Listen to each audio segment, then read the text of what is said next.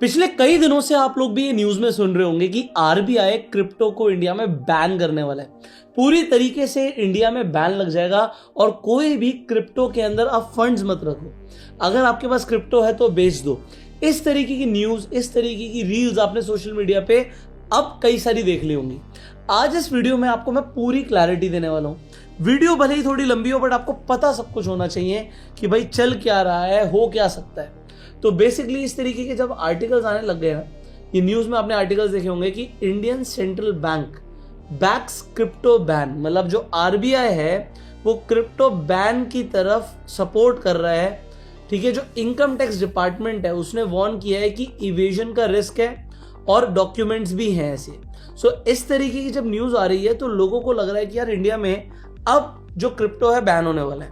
पहले समझते हैं इससे पहले क्रिप्टो कब बैन हुआ था। 2018 में। अच्छा, बैन पहले मैं बता दूं, इंडिया में कभी भी क्रिप्टो बैन नहीं हुआ है। 2018 में आरबीआई ने बाकी सारे बैंक्स को बोला था कि आप क्रिप्टो एक्सचेंजेस के साथ डील बंद कर दोगे, मतलब ना पैसा जमा हो सकता ना पैसा निकल सकता। सो एक तरीके से एक वर्चुअल, एक शैडो बैन आप बोल सकते हो, आरबीआई ने लगाया था कि कोई भी सेंट्रल बैंक किसी भी क्रिप्टो प्लेटफॉर्म के साथ डील नहीं करेगा। 2020 के अंदर सुप्रीम कोर्ट ने ये बैन को हटा दिया। अभी आर्टिकल्स आप जो देख रहे हो ये बता रहे हैं कि सुप्रीम कोर्ट ने इस बैन को लिफ्ट कर लिया। उसके बाद से इंडिया में क्रिप्टो अडॉप्शन बहुत ज्यादा बढ़ गया। अभी रिसेंटली दोबारा से क्या चिंगारी लगी है कि ये इस तरीके की न्यूज दोबारा आ रही है। तो बेसिकली जो अभी स्टैंडिंग पार्लियामेंट्री कमेटी है उसके सामने आरबीआई ने एक पॉलिसी रिकमेंडेशन रखा है। पहली बात तो ये लॉ नहीं है, मतलब अभी भी कुछ ऐसा हुआ नहीं है। ये लोग स्पेक्यूलेट कर रहे हैं कि इंडिया में क्रिप्टो बैन हो जाएगा। ये एक रिकमेंडेशन है। आरबीआई कह रहा है कि आप क्रिप्टो को बैन कर दीजिए। अब ये बैन होगा या नहीं होगा ये तो कल को पार्लियामेंट डिसाइड करेगी। अभी ऐसा नहीं हुआ है, ठीक है। बट विंटर सेशन के अंदर कुछ ऐसा हो सकता है कि क्रिप्टो के ऊपर कुछ नए रूल्स आ जाएं, कुछ रेगुलेशंस आ जाएं। ये होना पॉसिबल है। तो क्या पॉसिबल है कि विंटर सेशन के अंदर क्रिप्टो के ऊपर डिस्कशन होने वाली है और इसीलिए इंडिया के जितने भी मेजर एक्सचेंजेस हैं उनके सीईओस को बुलाया गया था बकायदा। मतलब गवर्नमेंट बात करना चाहती थी कि क्या स्टैंड लेना चाहिए गवर्नमेंट को। सो उन्होंने आरबीआई की भी सुन ली है, अब जो बड़े बड़े एक्सचेंजेस हैं उनके सीईओस की भी सुन ली है। सो अब जो हमारी गवर्नमेंट है वो एक डिसीजन ले सकती है। अब वो रेगुलेशन की तरफ जाएगा, रेगुलेटरी फ्रेमवर्क की तरफ जाएगा, मे भी, मतलब इसके बहुत कम चांसेस हैं कि एक बैन की तरफ जाएगा। ये देखने वाली बात होगी। बट अगर आप मुझसे पर्सनली पूछोगे, मुझे नहीं लगता कि इंडिया में बैन होगा क्रिप्टो। क्या बैन होगा ये भी मैं आपको बताऊंगा। ऐसा लीगल टेंडर क्रिप्टो नहीं आएगा। लीगल टेंडर क्या होता है मैं आपको समझाता हूं। अच्छा, इंटरनेट पे लोग बात करते हैं, आज भी उन्हें पता नहीं है। एल सल्वाडोर पहली कंट्री थी जिसने क्रिप्टो को लीगलाइज किया था। एल सल्वाडोर कौन से कॉन्टिनेंट में आता है ये आप मुझे कमेंट करके बताइए। पर लोगों को ये भी नहीं पता है एल सल्वाडोर है कहाँ, कौन से कॉन्टिनेंट में आता है, ये तो आपको मुझे कमेंट करके बताना। बट मैं आपको ये बता दूं कि अब एल सल्वाडोर के अंदर भी जो बिटकॉइन है वो अब एक लीगल टेंडर नहीं है। एक टाइम पर था। It was the first country जिसने क्रिप्टो को लीगलाइज किया था, बट अब ये लीगल टेंडर नहीं है। ऐसा क्यों हुआ ये भी मैं आपको बता देता हूं। बेसिकली इन्हें लोन चाहिए था आईएमएफ से, इंटरनेशनल मॉनिटरी फंड से इन्हें लोन चाहिए था। कितने का? $1.4 बिलियन का लोन चाहिए था। तो देखो आईएमएफ को भी कहीं ना कहीं यूएस कंट्रोल करता है। सो आपको मैं बता दूं, एल सल्वाडोर के अंदर आज की डेट में जिस करेंसी के अंदर डील होता है वो है यूएस डॉलर, मतलब उनकी खुद की करेंसी नहीं है। सो आज वो डॉलर के अंदर ट्रेड करते हैं। सो यूएस को चाहिए भैया मेरे डॉलर में ट्रेड हो, तो इन्होंने पहली कंडीशन रख दी कि भैया लोन तो दे देंगे तुम्हें, बट सबसे पहले एज अ बिटकॉइन को लीगल टेंडर हटा दो। तो इन्हें हटाना पड़ा। इन्होंने बिटकॉइन का जो इनका लॉ है उसमें अमेंडमेंट्स करी हैं और ऑफिशियली रिमूव कर दिया है क्रिप्टो करेंसी का जो स्टेटस था एज अ लीगल करेंसी। जब वो लीगल करेंसी होती है तो क्या फर्क होता है? मतलब आप कहोगे इंडिया में क्रिप्टो लीगल तो है, 100% लीगल है इंडिया में, बट लीगल टेंडर आज भी नहीं है इंडिया में। अब लीगल टेंडर होगा तो क्या होगा? लीगल टेंडर होगा तो ये होगा कि आपसे पैसा लेने को कोई मना नहीं कर सकता। एग्जाम्पल, आज आप एक 5 स्टार होटल में जाएं और आपको वहां पे बिल आ जाए 1000 रुपये, मान लीजिए आपने कॉफी ऑर्डर करी और कॉफी के साथ आपने कुछ स्नैक ऑर्डर किया, आपका 1000 का बिल आ गया। अब अगर वहां पर आप 1-1 रुपए के सिक्के भी दे दोगे ना 1000, तो आज लीगली होटल को 1-1 रुपए के सिक्के भी एक्सेप्ट करने पड़ेंगे। वो चाहे मुंह बनाए बट मना नहीं कर सकते, उन्हें लेने पड़ेंगे। आपने 10-10 रुपए के गले हुए नोट भी दे दिए तो भी उन्हें एक्सेप्ट करना पड़ेगा। इसका मतलब क्या है कि एक प्राइवेट बिजनेस के ऊपर ऑब्लिगेशन है कि अगर इंडियन गवर्नमेंट का या इनफैक्ट आरबीआई ने किसी भी करेंसी को लीगल टेंडर घोषित किया हुआ है तो आप उसे लेने से मना नहीं कर सकते। अदरवाइज उस इंस्टीट्यूशन के ऊपर, उस कंपनी के ऊपर, उस प्राइवेट बिजनेस के ऊपर कार्रवाई हो जाएगी। तो इसी तरीके से अगर बिटकॉइन लीगल हो गया तो आपने बोला, बीकानेर वाले पे गए, आपने समोसे लिए और आपने कहा जी मैं तो बिटकॉइन में पेमेंट दूंगा, तो वो मना नहीं कर सकता। अब ऐसा इंफ्रास्ट्रक्चर अभी इंडिया का नहीं है। अभी तो देखो यूपीआई का एडॉप्शन हो गया, यही बहुत बड़ी बात है कि हर जगह एक चाय की टपरी के ऊपर भी आपको यूपीआई का स्कैनर मिल जाता है। तो ये एक बहुत बड़ा डिजिटल मतलब मूवमेंट है इंडिया के अंदर।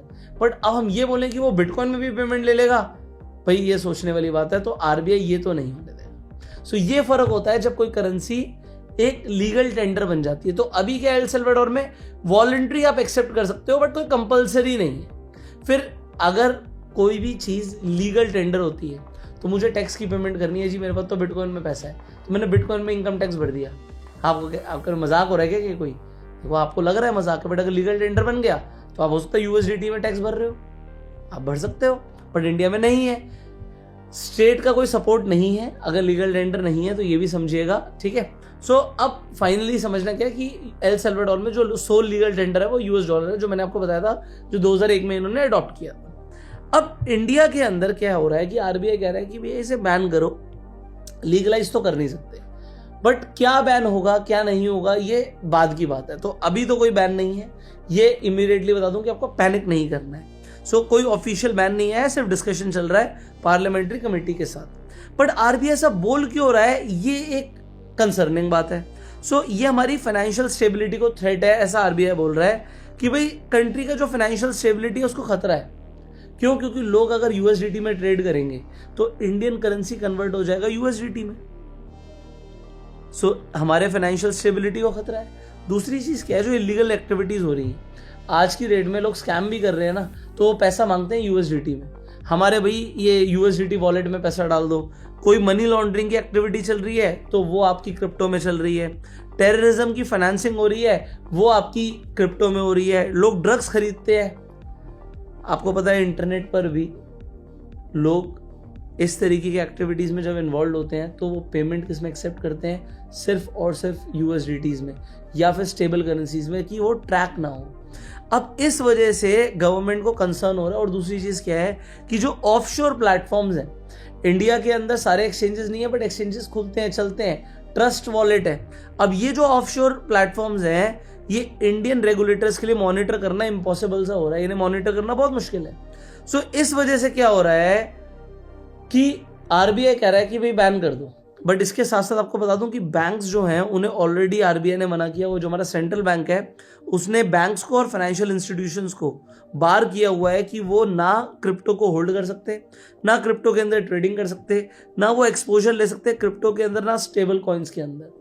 तो आपने देखा होगा किसी भी बैंक के पास कोई यूएसडीटी की होल्डिंग नहीं है इंडिया में, क्योंकि आरबीआई ने मना किया हुआ है। बट क्या ये लीगल है? आप ये चीज मैं कहता हूं गूगल से आके पूछ लो, is crypto legal in India? आप जैसे लिखोगे तो आंसर क्या, यस क्रिप्टो करेंसी लीगल है इंडिया में। अब ये वर्चुअल डिजिटल एसेट के मतलब कैटेगरी के अंदर आती है, अंडर इनकम टैक्स एक्ट, कोई दिक्कत ही नहीं है। तो इस पे 30% का टैक्स लगता है अगर आपको मुनाफा होता है क्रिप्टो में। अच्छा, लॉस आपका सेट ऑफ नहीं होता जी, अगर लॉस हो जाए तो सेट ऑफ नहीं होता, और 1% का टीडीएस कटता है। अब जब आप टैक्स ले रहे हो तो वो लीगल हो जाता है, पर लीगल टेंडर नहीं होता, और टेंडर मैंने आपको डिटेल में समझा दिया है। अब देखो इनकम टैक्स डिपार्टमेंट को क्या खतरा है कि इससे टैक्स एवेजन के रिस्क है कि लोग अपना टैक्स बचा रहे हैं। इनकम टैक्स डिपार्टमेंट ने आइडेंटिफाई किया कि 2023 के अंदर फाइनेंशियल ईयर 2023 में लगभग 6,45,000 क्रिप्टो ट्रेडर्स थे, बट उनमें से सिर्फ 25% ने ही ठीक से एक्यूरेटली अपनी आईटीआर भरी है। मतलब 75% लोगों ने आईटीआर गलत तरीके से भरी है या फिर इनकम को छुपाया है। इनकम को कैसे छुपाया है? ऑफशोर एक्सचेंजेस को यूज करके, कि मान लो किसी ने ट्रस्ट वॉलेट में या फिर इंडियन केवाईसी नहीं है, बनांस में पैसा रख लिया, सो वो चीज़ लोगों ने छुपाई। तो ये इनकम टैक्स डिपार्टमेंट आइडेंटिफाई कर रहा है। इसी तरीके से जो आरबीआई है आज वो क्रिप्टो बैन को प्रमोट कर रहा है, बट जो और इंस्टीट्यूशंस है इंडिया के, example ICAI, institute of chartered accountants of India, अब ये क्या बोल रहे हैं, भैया बैन नहीं होना चाहिए, एक कॉम्प्रिहेंसिव रेगुलेटरी फ्रेमवर्क बनाओ, इसे रेगुलेट करो क्योंकि इससे टैक्स आ रहा है। अगर आप बैन करोगे तो चोरी छुपे पीछे से चीजें होंगी। तो आज अगर इंडिया की कमाई हो रही है, गवर्नमेंट की कमाई हो रही है टैक्स से, सो इसे एकदम से बैन नहीं करना चाहिए। देखो इंडिया के अलावा आपने आज बैन की हम बात कर रहे हैं, आप यूएस को देखो, आप जापान को देखो, जो वर्ल्ड की यूरोपियन कंट्रीज को देखो, कहीं पर भी क्रिप्टो बैन नहीं है। तो पहले तो वो लोग बैन करेंगे अगर दिक्कत होगी, तो इंडिया इतनी जल्दी क्यों कर रहा है? और अगर ऐसा कर रहा है तो जो इंडियंस हैं अब वो क्रिप्टो को अडॉप्ट कर चुके हैं, तो वो तरीके निकालेंगे पीछे से। सो ये नहीं होना चाहिए। फाइनली आपको क्या करना है यार, पैनिक सेलिंग अवॉइड करनी है। मुझे क्या लगता है कि अगर रिस्ट्रिक्शंस आएंगी तो उन प्लेटफॉर्म्स के लिए आएंगी जो FIU रजिस्टर्ड नहीं है। अब मैं आपको एग्जांपल देता हूं, अगर आपको एक FIU रजिस्टर्ड प्लेटफॉर्म पे ट्रेड करना है तो क्रिप्टो के अंदर क्या है, मूवमेंट बहुत तगड़ी है। सो फॉर एग्जांपल आप डेल्टा एक्सचेंज के प्लेटफॉर्म पर जाते हैं। अब जो ये डेल्टा एक्सचेंज है ये क्या है, एक FIU रजिस्टर्ड प्लेटफॉर्म है, मतलब इंडियन रेगुलेटरी फ्रेमवर्क के अंडर आ रहा है ये। यहां पर जब आप पैसा डिपॉजिट करते हो तो आप इंडियन रुपीज में करते हो, आप जब निकालोगे तो भी इंडियन रुपीज में निकालोगे, ऑल्दो यहाँ पर डॉलर दिखेंगे, बट ये है क्या 85 रुपीज के हिसाब से यहाँ पे डॉलर मल्टीप्लाई हो जाता है और उसी हिसाब से निकालते हैं। अब देखो बिटकॉइन अगर भाग रहा है और आपको पार्टिसिपेट करना है तो आप पीछे ना रहो, तो इसलिए इस तरीके के प्लेटफॉर्म से आप ट्रेडिंग कर सकते हो। यहाँ पर आप बाय भी कर सकते हो, आप शॉर्ट भी कर सकते हो, और आपको लेवरेज यहाँ पर मिल जाती है। अगर आप बिटकॉइन देखोगे 200x की लेवरेज है, इथेरियम पे 200x की लेवरेज है, XAUT ये पेक्सजी ये गोल्ड है। अरे गोल्ड में फीस देखो 0.01% कर दी है, तो 80% तो फीस इन्होंने कम कर दी है। और यहाँ पर आप देखोगे तो RWA टोकन्स भी, RWA टोकन्स का मतलब होता है रियल वर्ल्ड एसेट्स। सो ये पेक्सजी और XAUT जो है ये तो गोल्ड ही है, ये आपको जो दिख रहा है ये सिल्वर है, ठीक है, आईशेयर दिख रहा है आपको सिल्वर। सो सिल्वर है, गूगल है, मेटा है, एप्पल है, इन सबको आप ट्रेड कर सकते हो। और अब तो यहाँ पर नए नए जो US स्टॉक्स हैं वो भी आ गए हैं, उन्हें भी आप ट्रेड कर सकते हो यहाँ पर। इसके अलावा यहाँ पर आप स्ट्रैडल में ट्रेडिंग कर सकते हो डायरेक्टली। सो ये प्लेटफॉर्म डेरिवेटिव्स के लिए तो बहुत ही बढ़िया है, क्योंकि आप फ्यूचर्स में तो ट्रेड कर ही रहे हो, आपको ऑप्शंस मिल जाते हैं, बिटकॉइन और इथेरियम की पूरी ऑप्शन चेन मिल जाती है। और ये मैं आपको बता दूं, किसी भी प्लेटफॉर्म से सबसे लिक्विड ऑप्शन यहाँ पर है। मतलब अगर आप लिक्विडिटी एक्सपेक्ट कर रहे हो ना कि आपने सौदा लिया और सौदा कटना चाहिए, तो वो होगा डेल्टा एक्सचेंज पे। डेल्टा एक्सचेंज का लिंक मैं आपको डिस्क्रिप्शन और पिन कमेंट में दे रहा हूँ, आप आज ही जाकर डेल्टा एक्सचेंज पे अकाउंट खुलवा सकते हो। और अगर आप अकाउंट खुलवाओगे, आप नए हो, तो आप डेमो ट्रेडिंग से भी शुरुआत कर सकते हो। यहाँ पर आप स्पॉट में भी बिटकॉइन और इथेरियम को खरीद सकते हो। सो क्रिप्टो यहाँ पर आप खरीद भी सकते हो, स्ट्रैडल में भी ट्रेडिंग कर सकते हो, फ्यूचर में भी कर सकते हो, ऑप्शन में भी कर सकते हो। और अगर आप नए हो तो बिना पैसा लगाए भी ट्रेडिंग कर सकते हो। $1000 मिलता है आपको ट्रेड करने के लिए। अगर आप प्रॉफिटेबल हो फिर आप अपने पैसे से भी ट्रेडिंग कर सकते हो। सो डेल्टा एक्सचेंज का लिंक आपको डिस्क्रिप्शन और पिन कमेंट में मिल जाएगा। अब आते हैं सबसे अच्छी चीज पर। अब अगर आप हमारे लिंक के थ्रू, जो मैंने आपको डिस्क्रिप्शन और पिन कमेंट में दिया, उस लिंक के थ्रू डेल्टा एक्सचेंज पे अकाउंट खुलवाएंगे तो आपको हमारी तरफ से 2 कोर्सेज मिलेंगे। उसके लिए आपको एक नीचे गूगल फॉर्म फिलअप करना पड़ेगा। तो डेल्टा एक्सचेंज पे अकाउंट खोल लीजिए, यहाँ पर आप अपना फंड ऐड करके ट्रेड कर सकते हो। उसके बाद गूगल फॉर्म फिलअप कर दीजिएगा। जैसे ही आप गूगल फॉर्म फिलअप करेंगे तो आपको हमारी टीम कॉन्टैक्ट करेगी और आपको 2 ट्रेडिंग कोर्स है। एक तो क्रिप्टो ट्रेडिंग कोर्स जिसमें क्रिप्टो ट्रेडिंग सिखाई जाएगी, प्लस स्ट्रैटेजीज जो हम खुद यूज करते हैं वो बताई जाएंगी, प्लस आपको ऑटोमेशन का एक अलग से कोर्स दिया जाएगा कि आप अपनी कोई भी स्ट्रैटेजी को ऑटोमेट करना सीख पाए। अब ये कोर्सेस 5,000, 10,000, 50,000, 1 लाख रुपए, आप इसकी कुछ भी कीमत लगा सकते हो। लोग लाखों रुपए चार्ज कर रहे हैं कोर्सेज का, मैं आपको फ्री में दूंगा क्योंकि आप हमारे परिवार का हिस्सा हो। सो आप क्या कीजिए, be a part of a family. आप नीचे जो लिंक है डिस्क्रिप्शन और पिन कमेंट में, उस लिंक के थ्रू डेल्टा एक्सचेंज पर अकाउंट खोल लीजिए और वहां पर जाके आप अपना फंड ऐड करके ट्रेड कीजिए। गूगल फॉर्म को फिलअप कर दीजिएगा। Our team will contact you and हम आपको 2 ट्रेडिंग कोर्सेज फ्री में देंगे।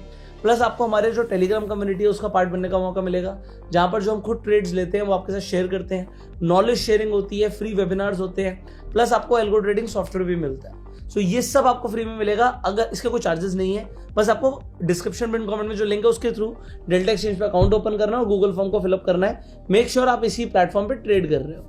अब ये मैंने आपको पूरा डिटेल में समझाने की कोशिश करी है कि what is the problem, why RBI wants to ban crypto, but अभी कोई लॉ नहीं आया है और मुझे लगता है कि इतनी जल्दी आएगा भी नहीं।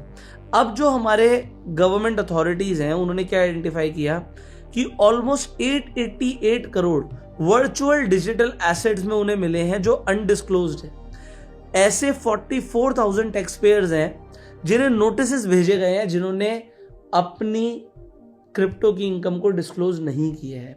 सो जो ईडी है उसने 2500 करोड़ के क्रिप्टो ट्रांजैक्शंस अनकवर करे हैं जो अनऑथराइज्ड ट्रांजैक्शंस हैं।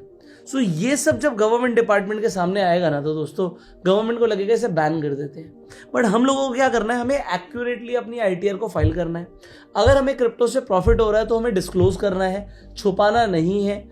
ये कुछ चीजें अगर हम करेंगे we will also become a good taxpayer, तो डिपार्टमेंट्स को लगेगा कि बढ़िया है। बट यहां पर मैं फाइनेंस मिनिस्ट्री को समझाना चाहूंगा कि भैया 30% का टैक्स बहुत ज्यादा है, वो भी फ्लैट टैक्स आपने रखा है। यहां पर आप क्या कर सकते हो, आप 30% का फ्लैट टैक्स मत लो। इतना टैक्स होगा तो लोग छुपाएंगे अपनी इनकम को। आप स्लैब वाइज कर दो ना, जो ज्यादा कमा रहा है वो ज्यादा टैक्स दे, कोई दिक्कत नहीं है। जो कम कमा रहा है वो अपनी इनकम टैक्स स्लैब के अकॉर्डिंग टैक्स दे। दूसरी चीज, आप 1% का टीडीएस काट रहे हो क्रिप्टो ट्रांजैक्शंस पर। अच्छा ये चीज मैं आपको बता दूं, डेल्टा एक्सचेंज के प्लेटफॉर्म पर जब आप ट्रेड करोगे आपको प्रॉफिट पे ना तो 30% का टैक्स लगता है ना आपको टीडीएस लगता है, क्योंकि आप यहां पर क्रिप्टो डेरिवेटिव्स में ट्रेड करते हो, क्रिप्टो में नहीं करते। तो डेल्टा एक्सचेंज पे ट्रेड करने का फायदा है आपको। बट यस, और प्लेटफॉर्म्स पे जो टीडीएस है, मुझे लगता है कि ये टीडीएस सिर्फ 0.01% हो ना हो तो बढ़िया, बट अगर टीडीएस रखना है तो कम रखिए। तो ये कुछ चीजें हैं जो थोड़ा होना चाहिए। और फाइनली जो लॉस है, अगर लॉस हो रहा है, एक आदमी प्रॉफिट कर रहा है तो आप टैक्स ले रहे हो, और जब लॉस हो रहा है तो आप उसे ऑफसेट नहीं कर रहे हैं। इसे प्लीज ऑफसेट कीजिए। मुझे लगता है अगर ये कुछ चीजें होंगी तो लोग विलिंगली टैक्स पे करेंगे, मुझे ऐसा पर्सनली लगता है। आपको क्या लगता है कमेंट करके जरूर बताइएगा। बट मुझे लगता है कि अगर क्रिप्टो के ऊपर इंडिया में बैन लगता है तो इंडिया बहुत पीछे रह जाएगा और लोग इंडिया छोड़ेंगे, तरीके निकालेंगे क्रिप्टो में ट्रेड करने के, क्रिप्टो में इन्वेस्ट करने के। सो उससे बेटर है कि हम लीगलाइज करें और हमें टैक्स तो मिल ही रहा है। So this is my opinion. Finally मैंने आपको बताया कि what government is thinking. But finally एक चीज ध्यान रखिएगा, जो लीगल इलीगल वाली बात है ना, वो लीगल टेंडर वाली बात मुझे लगती है कि क्रिप्टो को लीगल टेंडर तो नहीं बोलेंगे, बट आप ट्रेड नहीं कर पाएंगे, वो नहीं होगा इतनी आसानी से, क्योंकि यहां से एक बहुत बड़ा टैक्स जनरेशन हो रहा है, लोग इन्वॉल्व हैं, लोग ट्रेड करना चाहते हैं। बट एक चीज है, कहीं ना कहीं लोगों ने स्टॉक मार्केट में ट्रेड करना कम कर दिया है। क्रिप्टो के अंदर मोमेंटम बहुत बड़े हैं। अगर आप देखोगे, जैसे मैं यहीं से बात करूं, 9 जुलाई से आज 10 जुलाई है, एक दिन के अंदर अगर आप क्रिप्टो के मोमेंटम की बात करते हैं तो आप बॉटम से देखिए ऑलमोस्ट, ठीक है। सो यहाँ पर 4.5% का मूव है। इतने बड़े बड़े मूव्स तो कहीं पर नहीं मिल रहे हैं। और ये तो बिटकॉइन की बात है। अगर मैं यहाँ पे ऑल्ट कॉइन्स की बात करूं तो आप ऑल्ट कॉइन्स पे देखो, एक एक दिन में 71% तक के मूव है। तो जब 70% मूव आ रहा है तो लोग क्यों नहीं ट्रेड करेंगे। और बढ़ने पे क्या, गिरने पे देखो, गिरने पे भी तो ट्रेड कर सकते हो। 6% 5% का मूव एक एक दिन में है। So if you want to trade you can trade on delta exchange, कोई प्रॉब्लम नहीं है। बट एक चीज ध्यान रखना, FIU रजिस्टर्ड एक्सचेंज पे ट्रेड करना, और अगर आपका प्रॉफिट हो तो इनकम टैक्स में उसे रिपोर्ट करना। मैं नहीं चाहता आप लोगों को नोटिस आए। So I try to elaborate everything. अब इस वीडियो को शेयर कीजिए जिससे लोगों तक राइट इन्फॉर्मेशन पहुंचे। एक सवाल मैंने आपसे पूछा था कि एल सल्वाडोर कौन से कॉन्टिनेंट में आता है, ये आप कमेंट करके बताइएगा। एंड फाइनली जो मुझे लगता है कि फाइनेंस मिनिस्ट्री को जो मेरे सजेशंस हैं, आपका इस पर क्या मानना है? क्या 30% का फ्लैट टैक्स होना चाहिए या स्लैब वाइज होना चाहिए, और क्या लॉस ऑफसेट होना चाहिए, नहीं होना चाहिए? कमेंट करके जरूर बताइए। Share this video, subscribe this channel, click on the bell icon. और इसके साथ साथ मैंने क्रिप्टो स्ट्रैटेजीज पर अलग से पूरी प्लेलिस्ट बना रखी है। आई बटन और एंड स्क्रीन पर लिंक है, उस प्लेलिस्ट को जरूर देखना अगर आप क्रिप्टो की अलग अलग स्ट्रैटेजी सीखना चाहते हो। आर्बिट्राज स्ट्रैटेजीज, ऐसी ऐसी स्ट्रैटेजी हैं जो लोगों को भी आइडिया भी नहीं है। जाके देखो, आपके होश उड़ जाएंगे। मिलते हैं आपसे अगली वीडियो में, तब तक के लिए subscribe this channel, click on the bell icon. You were self made and जय हिंद।